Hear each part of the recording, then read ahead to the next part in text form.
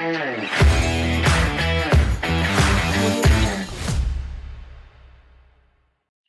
teman pemilih, Assalamualaikum warahmatullahi wabarakatuh. Waalaikumsalam Waalaikumsalam warahmatullahi warahmatullahi wabarakatuh. wabarakatuh. Selamat datang di podcast Jejak Demokrasi, ruang diskusi yang membahas berbagai dinamika politik, pemilu dan pemilihan di Kabupaten Bojonegoro dengan cara yang ringan tapi tetap penuh makna. Saya Anggi bersama dengan teman saya, Kak Muhib, Siap. siap menemani teman pemilih pada episode kali ini. Nah, topik kita kali ini sangat menarik nih teman pemilih. Bukan hanya menarik, tapi topik kita juga sangat penting untuk keberlangsungan demokrasi kita, yakni tentang menjaga komunikasi dan kolaborasi antara penyelenggara pemilu, pemantau pemilu, peserta pemilu, stakeholders untuk menciptakan pemilu yang kondusif. Nah, untuk itu pada episode kali ini kami menghadirkan narasumber yaitu seorang pemantau Mantap. pemilu. Selamat datang Bapak Arif Abdullah. Oke. Terima kasih banyak sudah mau bergabung bersama kami, Bapak. Nah, untuk membuka diskusi pada hari ini, saya ingin menanyakan nih kepada Bapak terkait apa sih Bapak peran atau tugas dari pemantau pemilu? Iya, Mbak. Terima kasih sebelumnya waktu yang sudah diberikan pada kami sebagai salah satu entitas masyarakat, khususnya di Bojonegoro, kita mengambil peran di pemantau pemilu. Tentu kita ingin ikut ambil bagian, ambil peran, memastikan perjalanan pemilu itu sendiri, bagian dari perjalanan demokrasi, itu berjalan satu sesuai dengan regulasi yang ada. Artinya teman-teman penyelenggara dalam hal ini khususnya KPU juga kita ikut memastikan persiapan-persiapannya, terus secara internal mereka keberadaan KPU itu sendiri dan juga kita ikut membantu melihat kondisi masyarakat yang nantinya akan menjadi peserta pemilu itu sendiri. Artinya semua tahapan itu secara teknis terpenuhi dan juga hak-hak warga juga terakomodir di dalam apa yang menjadi tugas dan wewenang tanggung jawab dari KPU itu sendiri. Gitu ya, Bapak. Lalu tantangan terbesar apa sih yang Bapak hadapi saat mengawasi jalannya tahapan pemilu? Iya, Mbak, tentu pemilu ini kan kita mengibaratkan bahwa di dalamnya itu kan terjadi satu kegiatan, ada perebutan, ada sesuatu yang diperebutkan tentu di sini sebagai bagian dari penyelenggara dalam hal ini sing manitiani, Mbak, itu tentu tantangannya harus satu cepat atau tanggap terhadap kondisi di lapangan. Apalagi sekarang di era digital, di era, di mana arus dan animo masyarakat itu sendiri cenderung, mohon maaf, liar.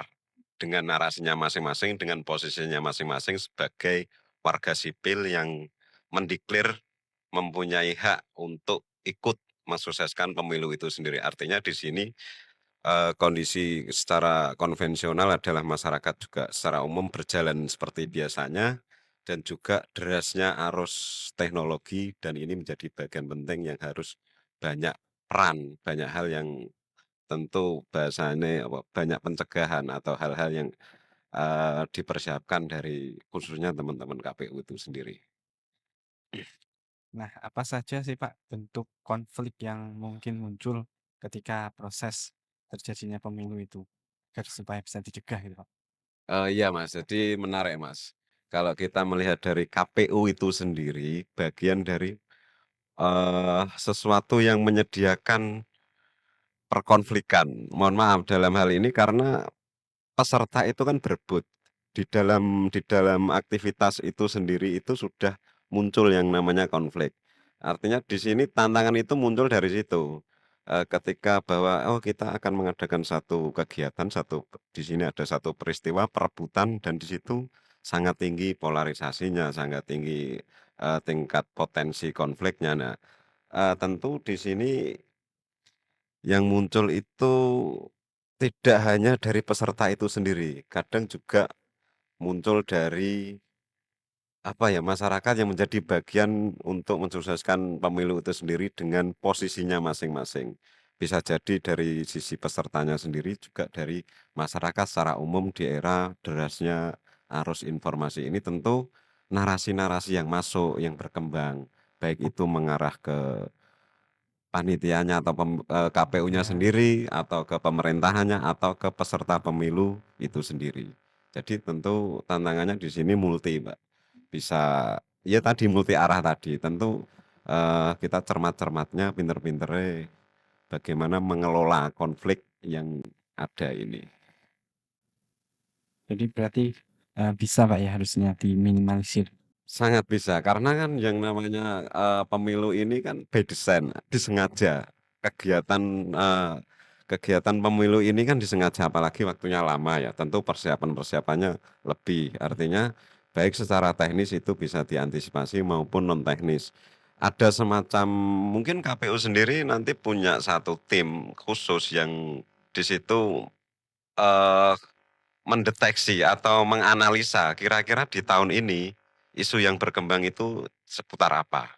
Nah, di situ yang berkaitan dengan isu-isu sosial, yang berkaitan dengan masyarakat itu minimal ada pendeteksian secara dini atau kalau istilah sekarang di Bojonegoro yang lagi ramai itu di salah satu programnya itu ada tim mitigasi. Mungkin itu juga apa ya relevan ya ketika KPU menduplikasi atau mendowngrade semacam itu.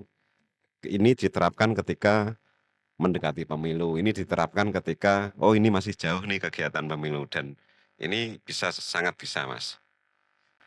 Tapi kalau misalkan gesekan atau konflik itu sudah terjadi, Bapak, biasanya tuh sebagai pemantau pemilu tuh apa yang Bapak lakukan gitu? Kita berdiri di tengah-tengah masyarakat ya, artinya eh, kita juga tidak serta-merta apa yang terjadi konflik itu eh, kita mengiyakan, oke, itu tidak bisa dihindari. Tentu di sini yang kami harapkan adalah kewenangan. Contoh KPU sendiri itu menggunakan kewenangannya mengambil tindakan. Tentu kalau memang harusnya proses ya proses. Artinya proses itu kan ada tahapan-tahapannya kan, diproses sebagaimana. Artinya minimal dari konflik yang terjadi itu dalam hal ini siapa pemeran utamanya. Oke, dalam hal ini KPUD ya KPUD harus punya tindakan cepat untuk itu.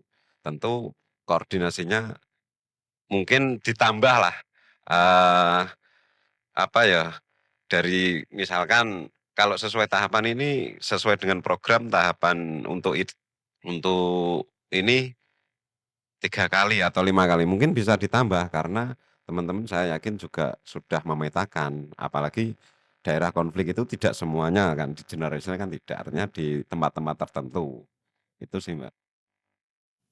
Berarti sebenarnya sudah ada Pak ya dari pengalaman-pengalaman sebelumnya itu daerah mana yang rawan konflik, daerah mana yang relatif aman gitu Pak.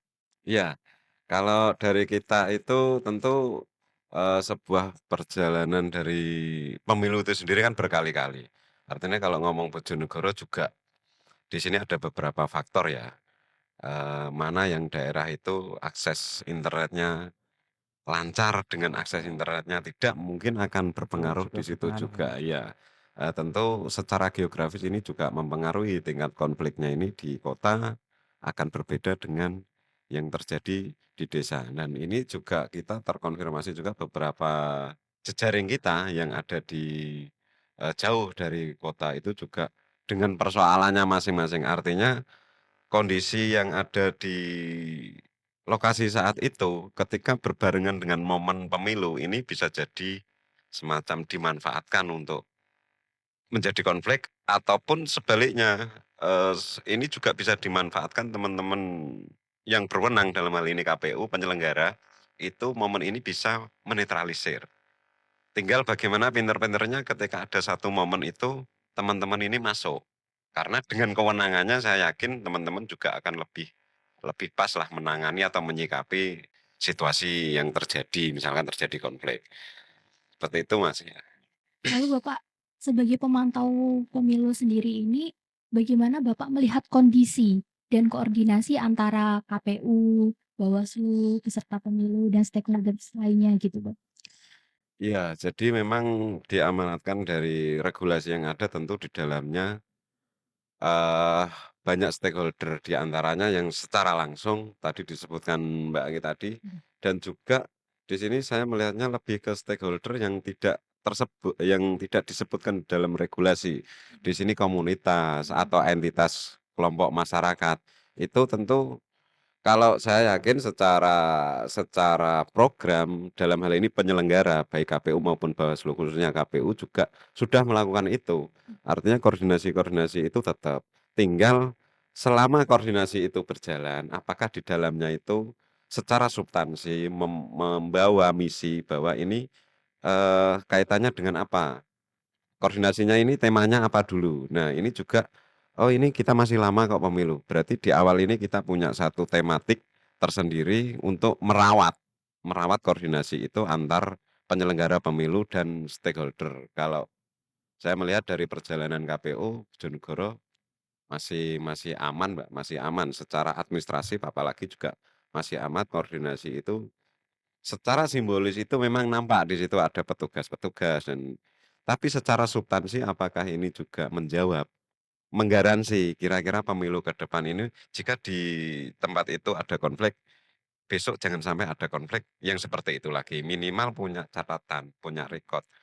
Di tempat-tempat tertentu itu konfliknya itu versi KPU, versi Bawaslu, atau jangan-jangan versi teman-teman pihak stakeholder berbeda cara pandangnya, POV-nya. Nah, ini juga menjadi satu makanya tadi, kayaknya di sini KPU juga penting, saya rasa entah nanti dibentuk secara internal atau bagaimana, jadi ada semacam tim khusus yang mengambil peran itu menganalisa situasi yang membutuhkan penanganan tertentu. Kalau untuk aspek keamanan sendiri nih Pak, sejauh ini apakah kolaborasi antara KPU dengan, anggota keamanan seperti misal TNI, Polri itu sudah bagus atau masih ada kekurangan, Pak? Secara umum karena ini juga gawenya pemerintah. Tentu mereka-mereka juga menjadi bagian daripada pemerintah yang mempunyai misi mengamankan, baik secara reguler maupun khusus dalam hal ini ketika ada pemilu. Saya melihat juga keterlibatan teman-teman pihak keamanan juga menurutku oke sih, Mas. Oke.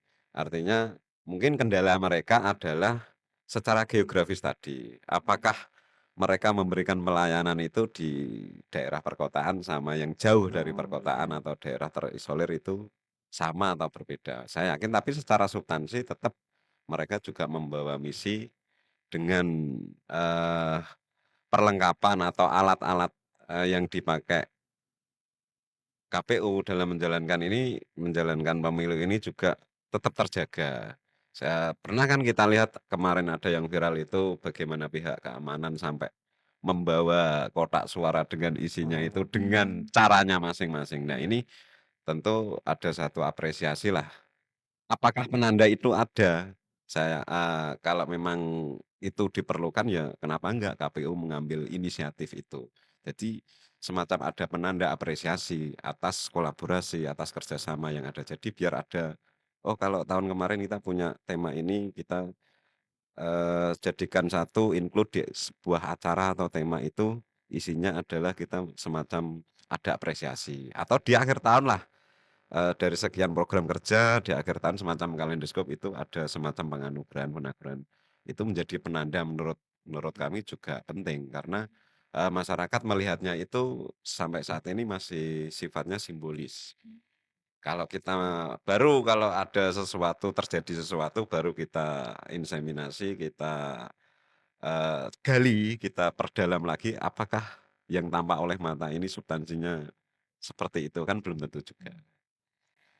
Kalau dari segi masyarakatnya sendiri Bapak, dengan kolaborasi bersama dengan aparat keamanan ini apakah sudah menciptakan rasa aman gitu di masyarakatnya?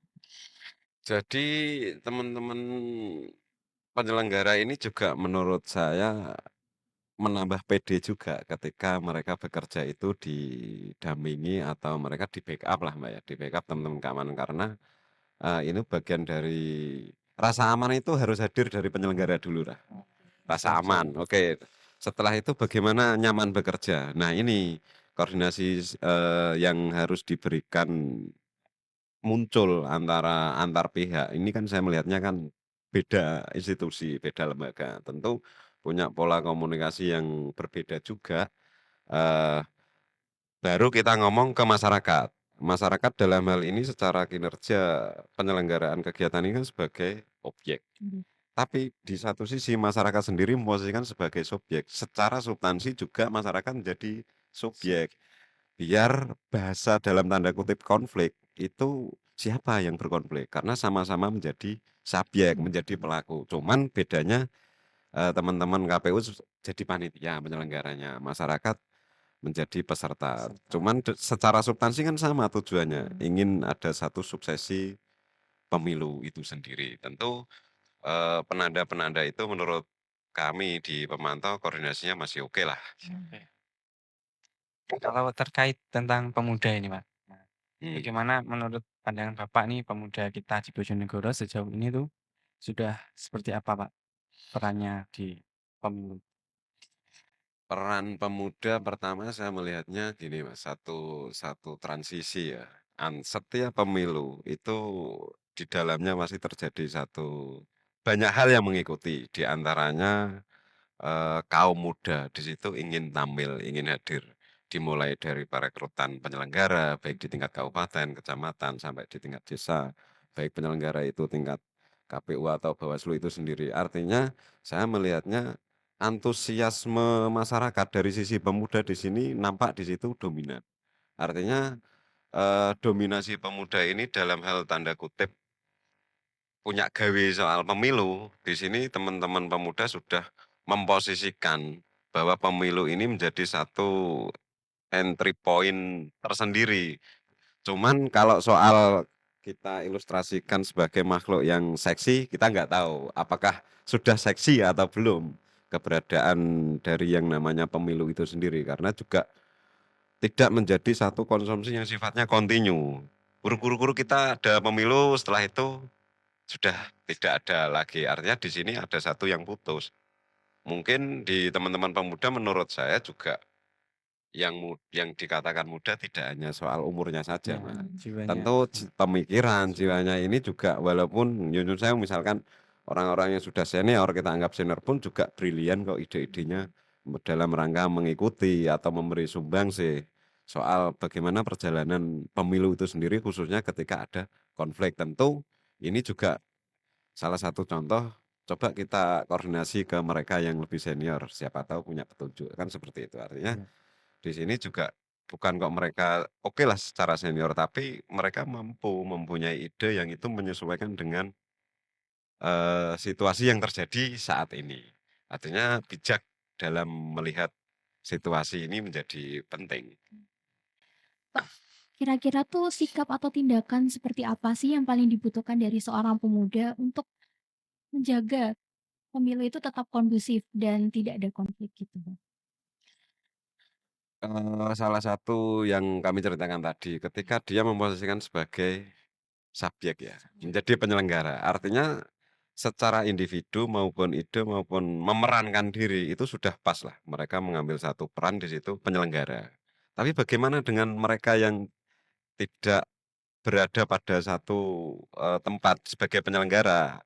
Bisa saja satu entitas atau kelompok seperti kami ya, itu berada di tengah-tengah. Artinya kita juga menjadi satu tempat semacam mengkonversi apa yang terjadi di atas, apa yang terjadi di bawah menjadi bahan diskusi kami. Tentu ini juga bagian daripada peran dari pemuda itu sendiri. Cuman yang sekarang itu kita harus bertarung, tantangannya itu tadi sih, apakah pemuda sekarang itu sudah benar-benar menempatkan bahwasanya, derasnya teknologi medsos ini apakah bagaimana mereka tidak menjadi follower atau ikut-ikutan, tapi juga menjadi punya satu contoh begini, mereka nge-vlog gitu, tapi dia bisa menceritakan, menjadi storyteller tentang satu kejadian di tempat itu. Artinya di sini juga kayaknya menjadi PR sih, menjadi PR bersama. Siapa yang mengambil peran dalam hal ini? Kita kemarin sudah dikasih contoh juga di Pemkab, salah satu penerima award atau penganugerahan sebagai pemerintah yang transparansi dari sisi digital. Apakah ini mencerminkan literasi yang terjadi sampai ke akar rumput grassroots masyarakat? Tentu ini menjadi PR-nya, khususnya KPU lah. Apakah relate dengan program kerjanya, misalkan sambil turun ke bawah, terus di situ ada sisi literasi apa, edukasi apa yang dibawa. Ngapunten, ketika secara reguler KPU turun dengan programnya saat ini ada coklit nih misalkan. Apakah di situ menyisipkan satu edukasi? Artinya dikemas. Jadi teman-teman itu turun itu bisa jadi di klaster ya. Kalau secara pemilu kemarin, kalau legislatif ada dapil.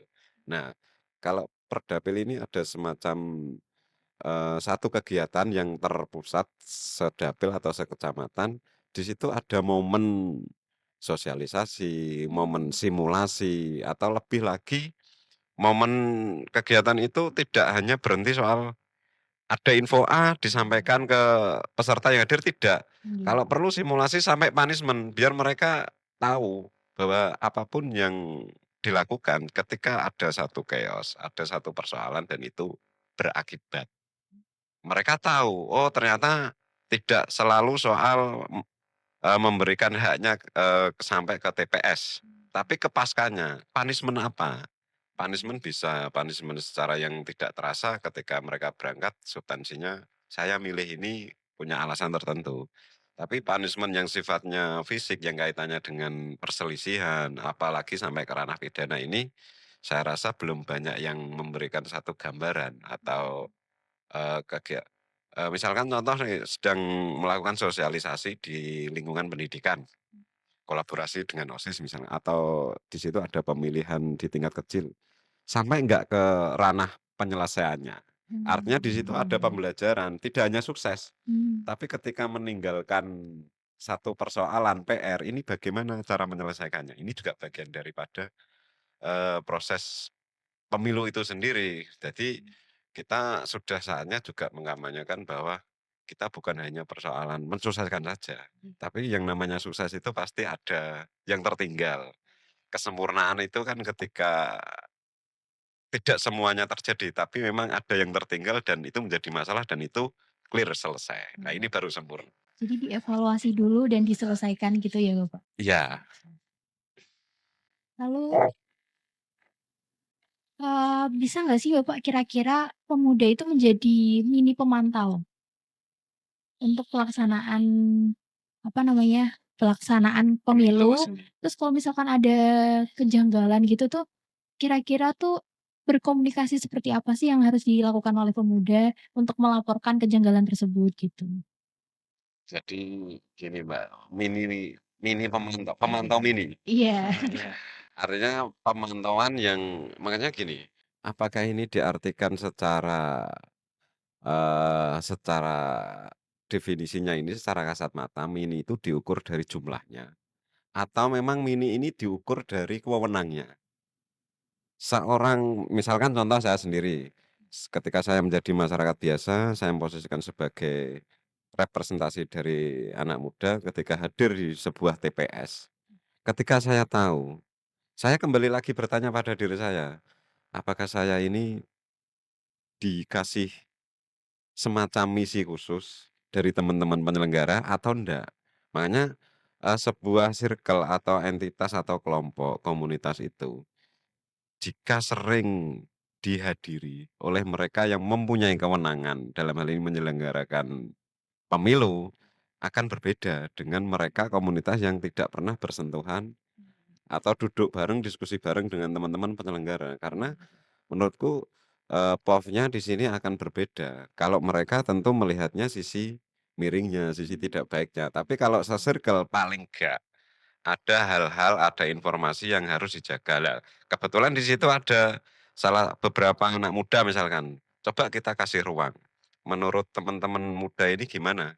Eee, ketika ada pelaksanaan pemilu seperti ini, potensi konfliknya di TPS A, desa A dengan TPS A di kecamatan yang berbeda atau secara itu bagaimana? Coba ini direlasikan, dianalisa apakah potensi ini sampai ke ranah berakibat sampai di mana. Ini juga menurutku teman-teman sangat mungkin, cuman kembali ke dirinya masing-masing, apakah ini sudah dikoordinasikan, sudah dikonfirmasi oleh yang berwenang dalam hal ini bisa penyelenggara maupun pihak pemerintah dengan entah mereka didapuk usumnya pendamping, Mbak. Apakah di sini Mhm. ada pendamping KPU misalkan kayak gitu. Tidak hanya pada saat pemilu saja, tapi ada Pasca ada pemilu. entitas lain yang didapuk, entah melibatkan desa atau melibatkan Karang Taruna atau PKK.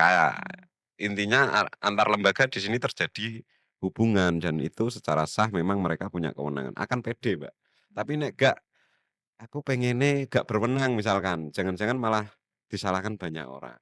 Ketidaktahuannya itu, tapi lain kalau emang sejak awal digeladi, dilatih dan ditugaskan. Ini akan menjadi berbeda.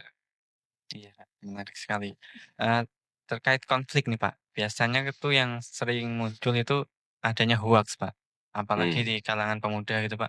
Itu kan sangat gencar sekali berita-berita yang sebenarnya tidak benar gitu, Pak. Nah, itu bagaimana sih, Pak, meminimalisir adanya dampak dari hoaks tersebut? Jadi yang namanya hoak itu kan membuat opini, menarasikan, membuat cerita dengan fasilitas yang dia miliki. Medsos misalkan. Kalau kita melihat perjalanan yang dunia digital, dalam hal ini VT-VT ya potongan itu Iya. Clipper. Jadi mereka membuat ini salah satu contoh ya, membuat satu potongan video tapi diambil dari sisi pas tidak enaknya. Nah, Dan ini dilihat dan menimbulkan satu respon, memberikan ada penilaian dari orang yang melihat itu melalui persebarannya dengan medsos itu tadi.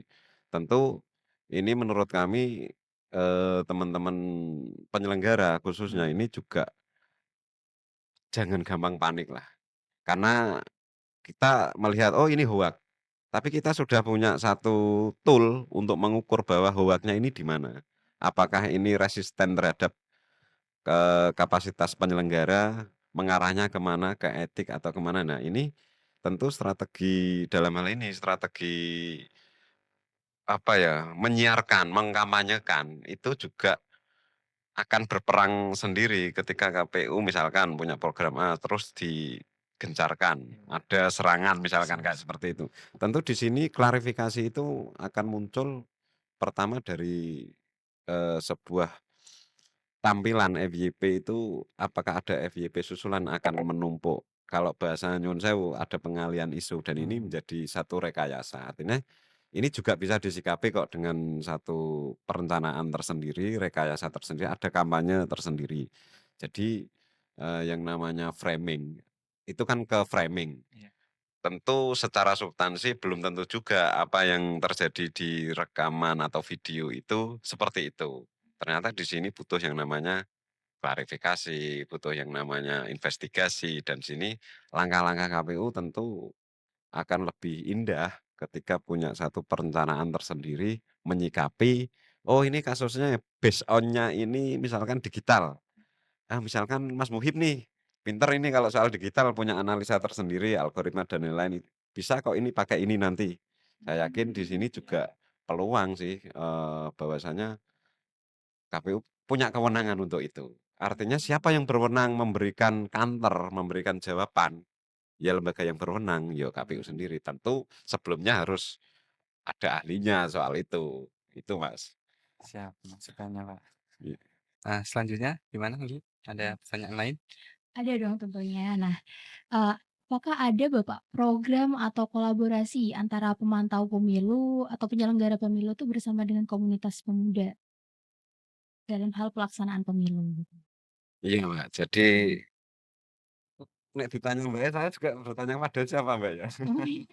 Enggak, artinya gini, kita ini juga bahasanya di tengah masyarakat ini tentu berharap di sini KPU karena yang berwenang dan dalam hal ini menjadi leading sektor ya penyelenggaraan pemilu ini menggandeng.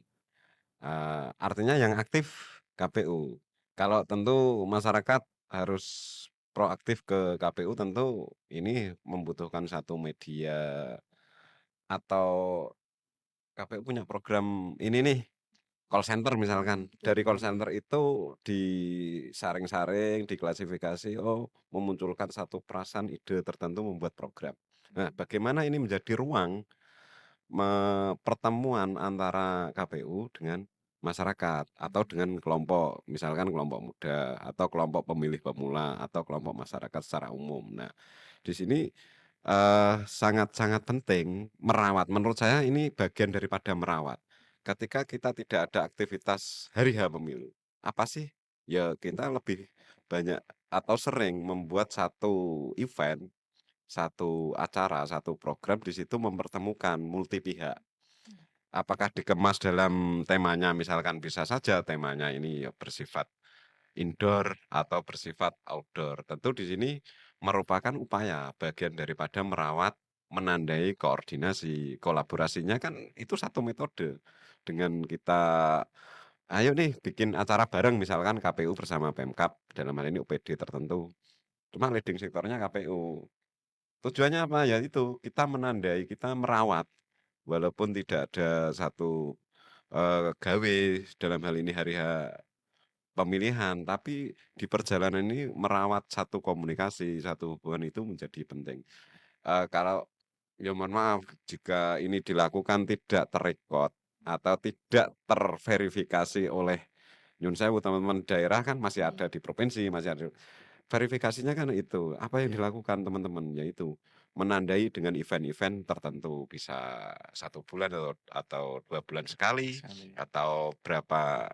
Nah, soal waktu tentatif itu monggo, tapi banyak kok ruang untuk menciptakan, satu momen mempertemukan teman-teman KPU dengan masyarakat.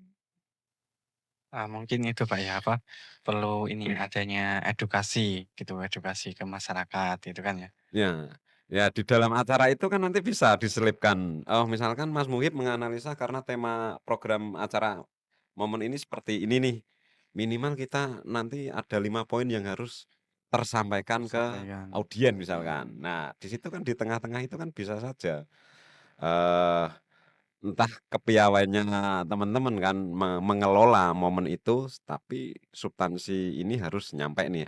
Ada satu KPI, satu indikator. 1 tahun ini KPI-nya teman-teman KPU secara non teknis apa? Indikatornya apa? Oh ini masih kurang, kita perlu tambahan. Iya ya acara ini biar nggak terbatas karena anggaran misalkan. Oh di sini di anggaran nggak ada. Ya teman-teman KPU bisa salah satunya menurut kami podcast ini kalau di satu sisi teman-teman, ngundang, Oke. itu juga banyak kok mereka yang misalkan disederhanakan lagi, acara acara pertemuannya ini tidak melulu soal apa di indoor, tapi juga bisa Bisa di turun outdoor ke ya. secara outdoor. Nah, menurut Bapak tuh kalau misalkan ada pemuda-pemuda yang membuat konten positif atau edukatif itu tuh berpengaruh nggak Bapak terhadap pelaksanaan pemilu itu sendiri? Begini Mbak ya, jadi membuat konten atau satu satu video yang di dalamnya itu isinya dengan sengaja kita mengamanyakan soal kesadaran berpolitik Oke. atau kesadaran bernegara di tengah-tengah, eee, hiruk-pikuknya situasi politik. Ini juga menarik, tentu kita lihat dulu, kontennya itu, follower-nya itu coba kita timbang dulu, itu segmennya apa, oh ternyata banyak anak muda yang bagaimana segmennya itu. Nah, apakah segmennya ini anak muda yang memang dari segi ide-idenya itu selalu muda, dari konten video yang dipakai wis ono ae, tapi di situ masih ada nilai-nilai yang menanamkan kesadaran bahwa keberadaan teman-teman pemuda ini menjadi agen, menjadi satu subjek itu sadar. Tapi kan belum tentu juga, misalkan dilihat dari follower-nya ternyata banyak yang sudah tidak muda. Oh, Oh gitu. Nah, iya. ini kan menjadi walaupun kontennya bagus, ini bisa ngena nggak? Oh, jadi banyak faktor ya Bapak? Iya, artinya semuanya sangat mungkin, seorang konten kreator pun ketika, kita punya satu tema seperti ini, bisa nggak kita bikin satu video yang di dalamnya itu membawa misi, mengamanyakan bahwa, aku bagian daripada suksesnya pemilu loh, satu suaraku penting loh. Nah, kayak menanamkan hal seperti itu jika dikemas dengan tentu local wisdom, artinya Bojonegoro akan berbeda dengan daerah lain kan. Nggih. Ini juga menjadi poin, artinya kita mengkolaborasi situasi yang ada masyarakat di sini dengan daerah selatan mungkin akan berbeda. Metode kayaknya yang penting di Metode, sini ya. banyak-banyak metode yang diterapkan, artinya walaupun secara keberadaannya KPU itu lembaga teknis yang memang top down ya, dia Top down, melakukan ya. pekerjaan. Nah, tapi di satu sisi juga berhadapan dengan masyarakat yang tidak selalu sama dengan Ya, regulasi yang majemuk ya, turun. Pak, ya, Nah, antara di di sini juga desa dan kota. kompromi, kayaknya kolaborasi kompromi dengan situasi yang berada di lokasi tertentu ini menjadi penting. Karena pengalaman ini, Mbak, pengalaman. Nggih. Dulu ketika saya pernah menjadi penyelenggara di tingkat kecamatan, itu juga sama, dari 26 desa itu cara ngladeni, cara ngomong, itu masing-masing desa itu juga berbeda atau kelompok. Daerah selatan, daerah barat, daerah timur ini berbeda. Entah ini karena memang pengaruh sebuah situasi sosial yang ada di lingkungan tersebut. Dan di sini keberadaan yang namanya derasnya digital ini juga belum berpengaruh begitu kok kalau di daerah Kalau di daerah. tertentu. Walaupun aksesnya bisa, tapi mau menyuarakan konten apa? Nah, ini relate nggak, nyambung nggak? Nah, ini juga menjadi satu hal yang memang bisa kok ini dirangkai, misalnya bisa kok ini dirangkai. Tentu misalkan teman-teman KPU melalui agen di bawahnya Iya. lomba bikin konten video nih kampanye 3 menit misalkan. Usumnya kuliah 7 menit sekarang kan 3 menit. Iya. Nah, ini juga menjadi bagian dari sebuah apresiasi. Segmennya anak-anak SMA misalkan, usia-usia transisi. Iya. Ini juga Pemilih baru menarik. ya. Temanya soal memposisikan diri menjadi subjek politik.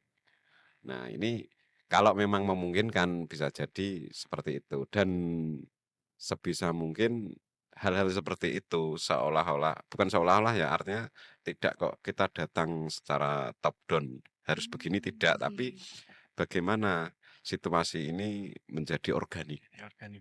Nah, mumpung ada waktu, artinya itu Oke. bisa terowong icir, misalkan icir 1000 kan belum tentu 1000 Iya. itu Iya. tumbuh semua. Iya.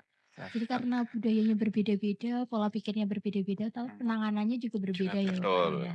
Nah, itu kira-kira langkah apa nih, Pak, yang perlu KPU berikan ya untuk mendukung kinerja para pemantau? Tentu salah satu seperti ini, Mbak. Oh, Kita nggak podcast ini nyangka ya, Pak? teman-teman KPU punya program, salah satunya podcast. Ini juga bagian daripada literasi. Artinya kalau teman-teman muda itu apa yang dia lakukan tanpa sadar itu bagian daripada dunia literasi. Nah, salah satunya ya seperti ini. Seperti kami juga punya satu komunitas, sama seperti ini, kita panggung bebas. Ini bagian daripada memperkuat sisi apa ya, sisi literasi, karena penyeimbang sebuah derasnya arus informasi medsos itu kalau diperkuat dengan posisi literasi kita, misalkan literasi kita ini autofokus misalkan ini di medsos, bagaimana cara penanganannya. Nah, ya tadi Mas, KPU bisa punya, walaupun tidak secara resmi itu ada tupoksi di internal ya, tapi kalau punya satu circle, satu kelompok yang biasa nongkrong mendiskusikan soal ini, menggait kelompok lain, kenapa enggak? Oh, Artinya bisa saja itu dilakukan kalau di sini kan sebagai pegawai KPU nih. iya. Kalau sudah keluar Di pagar kan luar, menjadi masyarakat Iya. biasa. Nah, iya. bagaimana memerankan diri kita sama-sama kok menjadi masyarakat. Ayo bikin sesuatu tapi di situ menunjukkan bahwa posisi kita saling memperkuat. Segi apa? Oh, kita kampanye di literasi misalkan. Legitimasinya literasi, coba menggandeng institusi atau lembaga yang punya, itu dimanfaatkan. Karena memang jarang sekali orang yang memanfaatkan mereka yang punya kelengkapan soal literasi. Kalau ngomong literasi kan tidak melulu soal konvensional, buku, cetak, itu kan tidak. Nggih. Ini juga bagian daripada literasi juga kan. Literasi. Nah, tinggal sapa ya sing digandeng iki mereka yang punya wewenang untuk itu. Artinya gunakanlah wewenang itu untuk menyiarkan, memperkuat. Perkuat. Nah, Nah, mungkin ini Pak, kasih tips dan triks agar supaya pemilih pemula itu tidak mudah terprovokasi dengan hoax atau dengan serangan-serangan lain gitu, Pak. eh tipsnya apa Mas ya? Mungkin Jadi dari yang namanya orang mau milih, apalagi pemuda ya. Saya yakin teman-teman muda itu dia punya fasilitas handphone, Nggih. tapi belum tentu di dalamnya itu banyak isinya itu soal-soal edukasi untuk dirinya sendiri. Nah, ini juga apakah nanti semacam ada satu kayak KPU perlu gandeng influencer nih. Oh, gitu, Pak. Nah, kita ajak coba by design targetnya berapa bulan, misalkan 6 bulan ke depan. Sebelum ini terjadi 6 bulan coba kita awali dari influencer ini. Seberapa kuat pengaruh? Jika kita mengamanyakan sesuatu secara digital itu berat, saya juga hukum terbalik. Sesuatu yang mengakibatkan konflik atau apapun itu ketika akan dilakukan, nyerangnya melalui digital juga berat. Oh, iya. Artinya jangan panik soal apa hoak. Hoak pun saya yakin di sini juga sifatnya masih apa ya, terkelompok-kelompok, terkotak-kotak juga kan, tidak digeneralisir. Oh, di sini dahsyat nih serangan hoax-nya misalkan kayak gitu kan enggak kan. Artinya itu kan tinggal kayaknya kelompok sana nih siapa yang menggerakkan. Nah, ini kan bagian daripada analisa dan kembali lagi ke oh, berarti kita kurang koordinasi ini. Atau memang mereka yang butuh atau perlu atau kita berikan sebuah apresiasi nih ke mereka-mereka yang punya potensi seperti itu. Apresiasinya apa ya? Coba kita ajak kerja bareng dalam satu momen tertentu yang tujuannya untuk misi bersama. Artinya apapun yang dilakukan KPU di sini tetap melibatkan koordinasi. Ini yang paling penting Mas, menandai, merawat. Nah, ini dengan siapapun karena institusi ya dengan apalagi institusinya di sini kan punya pusat. Iya. Di sebuah wilayah di daerah. Lah tentu kan bersinggungan dengan ada dinas, ada institusi lain miliknya pemerintah daerah. Nah, ini penandanya apa? Untuk menandai bahwa KPU penyelenggara pemilu ini tetap eksis kok. Mereka punya kerja-kerja yang sifatnya internal, punya kerja-kerja yang sifatnya eksternal. Nah, ini coba ini ditandai biar tidak KPU sendiri yang menyiarkan. Jadi kolaborasi gitu ya, Pak, ya? Karena kolaborasi. institusi atau lembaga yang kita ajak tadi gak secara otomatis kan mereka juga dapat poin toh. Oh, nggih. Itu juga ikut menyiarkan keberadaan kita. Artinya kita juga terverifikasi. Menurut kami banyak-banyaklah KPU di sini menciptakan satu ruang kolaborasi sebagai penanda. Penanda bahwa kita masih eksis kok.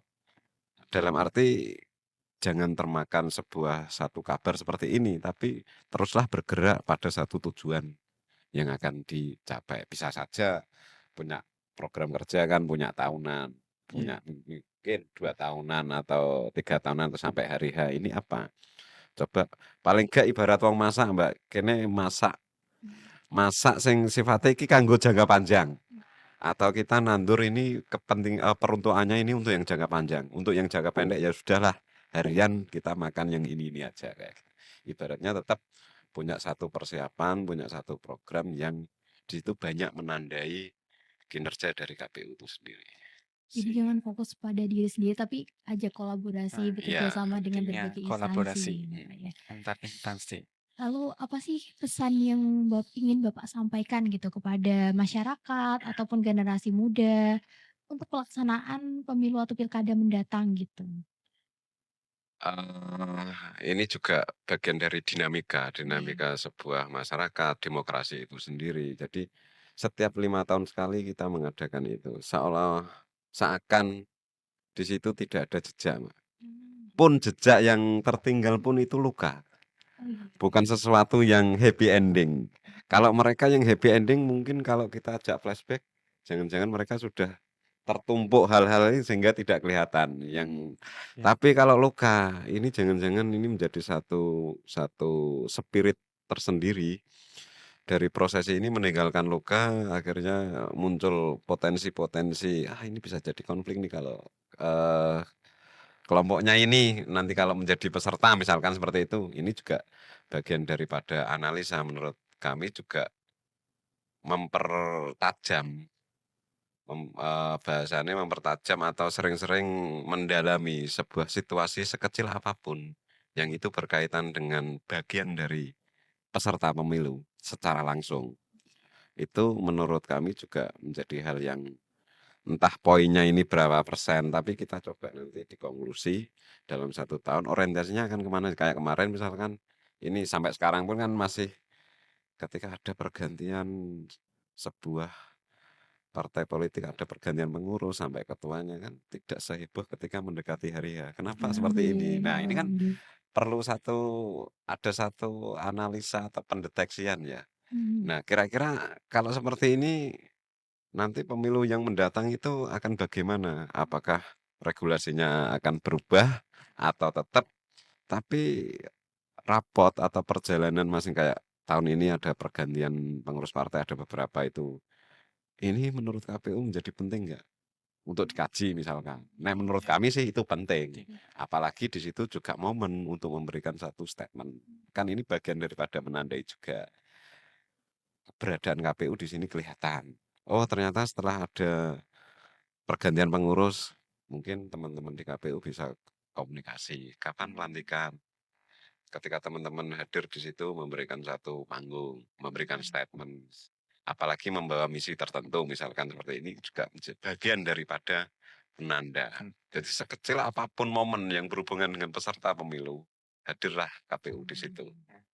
Siap, Pak.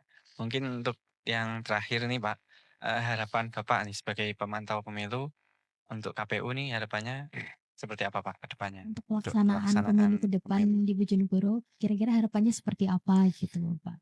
Harapan itu berdoa, Pak, ya. Iya. Kalau berdoa ya saudara kita berdoa kan ndonga iki ya sak akeh-akeh kabeh dijaluk, Pak. Artinya kesuksesan sebuah pemilu itu harapannya di sini teman-teman untuk membayar lelahnya KPU tidak hanya dibayar dengan kegiatan ini rampung selesai secara administrasi, tapi juga terbayar oleh tercapainya sebuah visi, sebuah misi. Di situ secara substansi misalkan, oh ini teman-teman pemilih pemula yang kemarin kita berjibaku coklat dan lain-lain itu ada buah hasilnya kok secara substansi. Nah, itu siapa yang mengapresiasi? Ya teman-teman sendiri. Artinya validasi itu tidak harus muncul dari luar. Tapi ketika eksistensi itu terjaga secara otomatis bahasa profesionalisme penyelenggara itu akan terjawab di situ. Tentu ibarat kita menghidangkan sebuah produk itu sangat minimal sekali ada celah-celah yang kurang pas atau gimana. Jika ada kurangnya yang menurut kami ya wajar lah. Nah itu siapa yang menutupi? Ya konco-koncone KPU selain penyelenggara siapa? Ya termasuk kami misalkan, oh, teman-teman Posnu gimana ini menyikapi hal ini? Kita kan bisa usul saran rembuk seperti ini dan seperti ini. Walaupun di sini yang punya wewenang mengambil kebijakan KPU. Menurutku KPU berdirilah dengan kewenangannya. Nah, teman pemilih, tidak terasa ya kita sudah berada di penghujung episode hari ini. Banyak sekali hal penting yang kita dapatkan dari obrolan kita bersama dengan narasumber kita hari ini. Nah, itu seperti tentang bagaimana menjaga komunikasi, kolaborasi antara penyelenggara, pemantau, peserta pemilu, dan juga dengan stakeholder lainnya, itu tuh perlu diperkuat untuk menciptakan suasana pemilu yang kondusif dan sukses gitu ya, teman-teman. Selain itu kita juga dapat poin penting tentang peran besar dari pemuda, bahwa pemuda itu kan memiliki peran besar dalam menjaga ruang demokrasi itu tetap sehat. Nah, mulai dari cara berkomunikasi pemuda, terus menyaring informasi, hingga ikut menciptakan suasana yang positif dan kondusif. Nah, teman pemilih, mari kita ingat bahwa keberhasilan pemilu itu bukan hanya merupakan tanggung jawab dari penyelenggara dan pemantau saja, melainkan merupakan tanggung jawab kita semua. Nah, untuk mengakhiri sesi pada hari ini, kami mempersilahkan kepada Bapak Arief untuk memberikan closing statement. Oh iya, Mbak, nggak terasa, Mbak, ya ini Iya, sudah nggak terasa ya, Bu. di penghujung waktu. Ya, kami juga mengucapkan terima kasih sekali lagi kepada teman-teman KPU, sudah kita menjadi hadir di sini, menjadi bagian dari penanda itu tadi, Mbak, bahwa, tidak hanya ketika hari H saja, tapi sepanjang sela-sela waktu ini juga menjadi bagian dari proses yang harus kita jalani. Tentu kita butuh penanda itu. Closing statement saya, terus jaga komunikasi teman-teman KPU dengan multi pihak dan berilah tanda di setiap komunikasi itu. Jadi karena dengan begitu teman-teman akan kelihatan eksistensinya. Artinya komunikasi, kolaborasi itu bukan hanya soal slogan, tapi realisasikan itu dalam bentuk sesuatu hal yang itu bisa dikatakan bahwa di situ ada penanda bahwa teman-teman masih eksistensinya terjaga, profesionalismenya di situ ada. Nah, itu tunjukkan di ruang-ruang publik, space publik, ruang-ruang komunikasi dengan multi pihak. Itu saja. Ya. Terima kasih banyak Bapak atas pandangannya dan juga penjelasannya yang sangat membuka wawasan. Terima kasih juga kepada Kak Muhib yang telah menemani Iya. saya pada diskusi hari ini. Saya Anggi bersama Sama-sama. dengan seluruh tim podcast Jejak Demokrasi pamit undur diri. Sampai jumpa di episode berikutnya. Wassalamualaikum warahmatullahi wabarakatuh. Waalaikumsalam warahmatullahi wabarakatuh.